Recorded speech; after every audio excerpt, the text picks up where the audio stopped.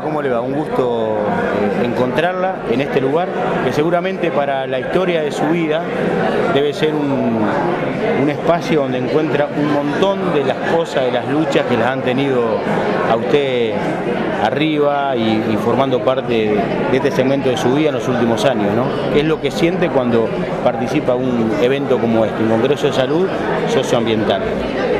Mira, lo que se dijo acá y lo que está pasando es lo que está pasando a nivel mundial. No son cosas nuevas.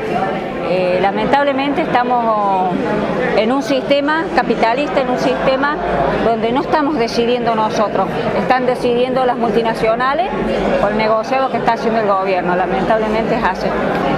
¿Cuál es la historia de su vida y cómo arranca esta lucha contra los agroquímicos, contra el modelo productivo? Y bueno, lamentablemente arranca porque empezamos a perder nuestros hijos en mi barrio, que es un barrio Ituzaingó anexo de Córdoba capital, un barrio contaminado, declarado inhabitable, está en emergencia sanitaria actualmente y bueno, vimos cómo la gente se empezaba a enfermar de cáncer, había muchas mujeres con pañuelos porque estaban peladas y muchos niñitos con barbijo por las quimio, por la leucemia, tenían leucemia los chicos.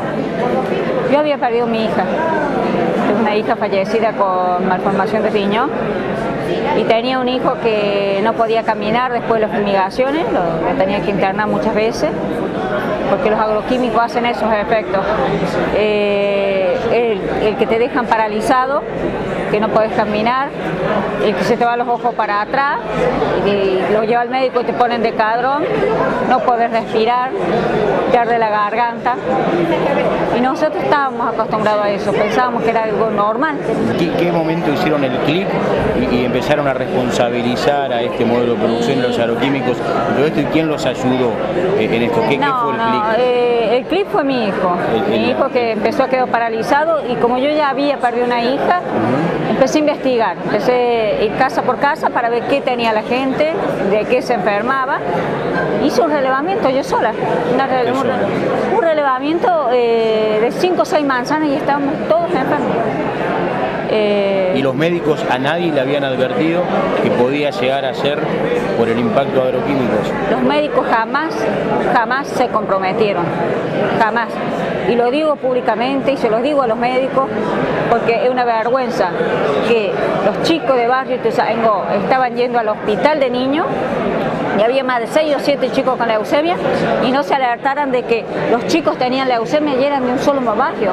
O sea, ¿cómo un médico no se da cuenta de que ingresan a un hospital muchos chicos de un mismo lado? ¿Cómo nosotros nos dimos cuenta? ¿Cómo la comunidad toma eso?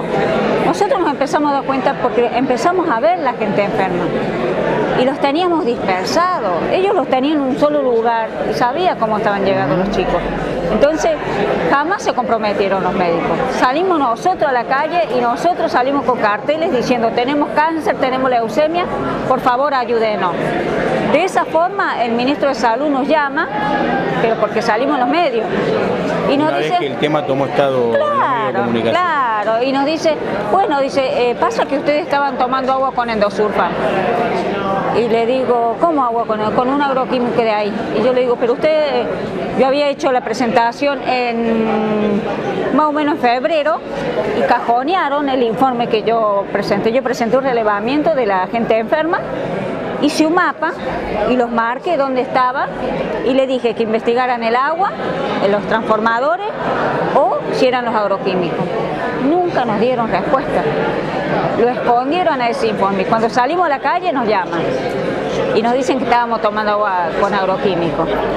Entonces nosotros nos cortan el agua, porque cortan el agua en Barrio Ituzaingó y nos quedamos sin agua. Y no, empezaron a llegar camiones para darnos el agua a la gente, pero no nos alcanzaban, porque vos consumís, ¿cuánto consumís? Nosotros somos 5 en mi familia. Mi barrio es de gente humilde y hay en cada casa debe haber 7, 8, 10 personas. Y no alcanzaba un balde de agua o 2 baldes de agua. Entonces nosotros queríamos agua potable. Y le exigimos al gobierno que nos diera agua. Y el gobierno nos dijo, nos llama un día y nos dice, está bien, le vamos a dar agua. Pero tenemos que traer una válvula de Buenos Aires. Y bueno, le tráigalan, sí, pero ustedes tienen que firmar acá que no nos van a hacer juicio. El gobierno. Estábamos más de 500 personas afuera esperando que nosotros lleváramos agua y acá nos hacían firmar que renunciábamos a nuestros derechos. Firmamos, porque no podíamos llegar a decirle a la gente, no quisimos firmar, así que estamos sin agua. Y nos hicieron firmar eso y bueno, renunciamos a nuestros derechos y de esa forma Barrio Ituzaingó consigue agua potable, agua sin endosulfán. Pero ya tenían el camino iniciado, ya sabían que gran parte de las sospechas que tenían acerca de las enfermedades tenían que ver con un agroquímico, sí, que en ese caso había ingresado al agua, pero que también podía llegar por vías respiratorias. ¿Cuándo se da el inicio de la demanda que después termina siendo un caso nacional? ¿En qué momento se da el inicio de esa demanda, Sofía? No, yo inicié en el 2001, después en el 2002 conseguimos el agua y seguíamos insistiendo de que había muchos enfermos. Hicimos nuestros relevamientos porque yo había hecho de unas cuantas manzanas y de esas manzanas que yo había juntado las mamás, se empezaron a sumar madres. Ahí formamos el grupo de madres y hacemos relevamiento de todo el barrio. Bien. Y ahí vemos de que había muchos casos de cáncer, muchísimos. Teníamos más de 300 casos de cáncer, cáncer de mama, cáncer de intestino, cáncer de riñón, cáncer de ano. Aparte de los cánceres teníamos muchos chiquitos que nacían con malformación de riñón, malformación de intestino, chiquitos que nacían con 6 dedos, chiquitos que nacían solo con el dedo pulgar, otros nacían sin el maxilar, sin el huesito de la cabeza. Todo eso fuimos registrando nosotros. Había enfermedades de Hodgkin linfático, púrpura, lupus, y el gobierno no quería que saliera eso. Salió a decir que nosotros mentíamos, que lo que habíamos hecho es mentira, que no existían esos enfermos. La pregunta mía que yo siempre digo, si yo estuve mintiendo 13 años, porque llevo 13 años de lucha, ¿por qué no me demandaron? ¿Por qué no me demandaron? Entonces, el gobierno tiene plata, tiene poder, tiene todo. ¿Por qué nunca me demando? No puede, ¿sabes por qué no puede? Porque yo estoy diciendo la verdad. Y el día de mañana que ellos me demanden, van a tener que demostrar lo contrario y no van a poder, porque hay más de 300 casos de cáncer. Y hay más de la cantidad de chicos enfermos que yo estoy diciendo. ¿Y cuándo se da, cuando llegan a la instancia del juicio, un juicio que todo el país lo fuimos siguiendo, porque ese juicio creo que es una especie de ícono en la lucha, o se vieron reflejados muchos de los que están acá, que luchan desde hace tiempo contra el tema de los agroquímicos? Sí, claro, pero el juicio se lleva a cabo porque yo hago una denuncia en el 2004, sí, porque estaban fumigando con la máquina mosquito. El juicio se llevó a 2 ojeros y a un aeroaplicador. Y tuvimos que ir a declarar. Y hubo gente pagada para que desmintiera lo que yo dije en el mismo juicio. Vecinos que negaban conocerme. Hasta que el juez le dice a uno, usted no puede decir que no la conoce porque usted hizo la denuncia con Sofía y una vergüenza, le dijo, para el Estado de que usted esté mintiendo en este tribunal. En el propio juicio alguien me negó y teníamos las pruebas y se le declaró culpable. 3 años de prisión, pero no prisión en la cárcel, sino tareas comunitarias. Ahora ha creado, fumigar es un delito, un antecedente grandísimo a nivel Latinoamérica. Debería. Un antecedente que a nosotros no nos sirvió, a mí no me sirvió. A mi vecina no le sirvió. ¿Por qué? Porque el que enferma y mata tiene que ir preso. A nosotros nos entregaron nuestros hijos muertos. Yo vi cómo, a mí me dieron un cajoncito blanco, pues estaba mi hija ahí. A la chica al frente le dieron un cajoncito blanco, pues estaba su hija ahí. A Marcela le dieron un cajoncito blanco, pues estaba su hija de ahí. A Susana le dieron un cajoncito blanco, pues estaba su hija ahí.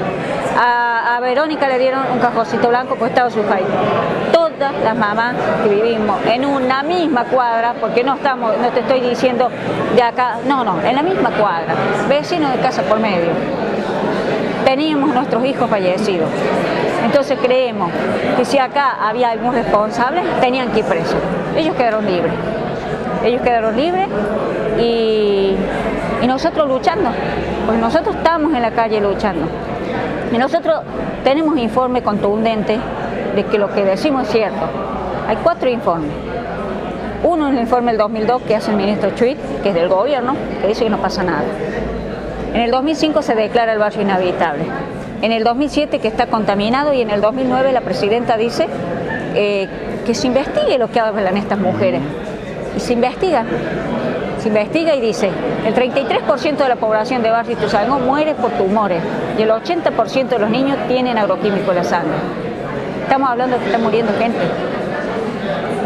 Y finalmente, ¿quién hizo ese relevamiento final pedido por la presidenta? ¿El Cuerpo Médico del Ministerio de Salud de la Nación? No, el Centro de Salud del Dispensario Municipal. ¿El que nunca se había comprometido antes? Sí, nunca se compromete, nunca. 13 años después detecta todo esto. Pero no, por pedido de la presidenta y porque había ya esta médica que habían mandado ahí, quiso acallar, quiso ocultar, porque cada medio que iba le decía, no, porque ella miente. Y tuvieron que hacer el informe y dieron. Y había médicos de ese grupo que sí estaban comprometidos y una grande, ¿no? Porque les habían bajado una línea de que no tenían que decir lo que estaba pasando. Entonces, ese relevamiento fue, lo sabíamos nosotros, o sea que no, si uno me decía, hacía falta más estudios, ya no. Ahora si quieren hacer nuevos estudios, sí van a seguir haciendo, pero ya saben lo que pasa. La gente no puede quedarse a vivir ahí.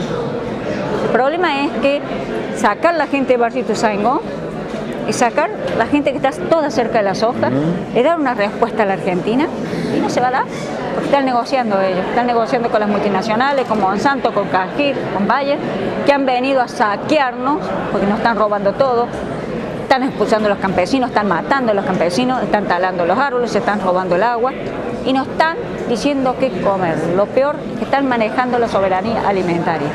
Se están adueñando de la semilla, que nosotros somos dueños de la semilla, somos dueños, somos parte de la tierra, porque tampoco somos dueños de la tierra, y estos señores se están adueñando de todo, por complicidad de los gobiernos. Sofía, ¿y qué medidas se tomaron para con el barrio una vez que, además de esta sentencia para los culpables? Ya lo teníamos las medidas, teníamos la medida de 500 metros sin sembrar. Ajá. Después de la última casa había 500 metros sin sembrar porque estábamos enfermos. Después teníamos una ordenanza que es la 10.589 que decía que se prohíbe la fumigación a 2.500 metros terrestres. Y la ordenanza 10.590 que se prohíbe la fumigación aérea en Barrio Ituzaingó. O sea, teníamos medidas. El problema es que no hay quien las haga cumplir. ¿Cómo le decís vos al sojero? Porque el sojero sabe qué nos decía.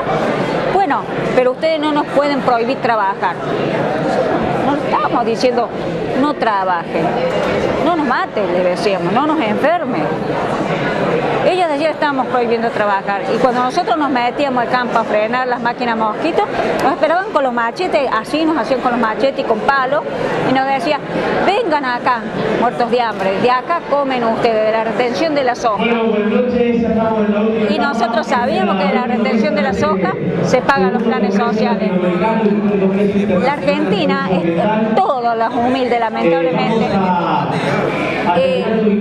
la presidenta tiene los votos por toda esta gente que se le está dando los planes sociales y no son culpables las personas, porque el gobierno los tiene así porque necesita sus votos, son un número, somos un número, porque yo soy parte de la gente, somos un número y no les interesamos. Entonces, es más de lo mismo. Que defendamos nuestro planeta y que si no nos dejan soñar, no los dejaremos dormir. Así de simple.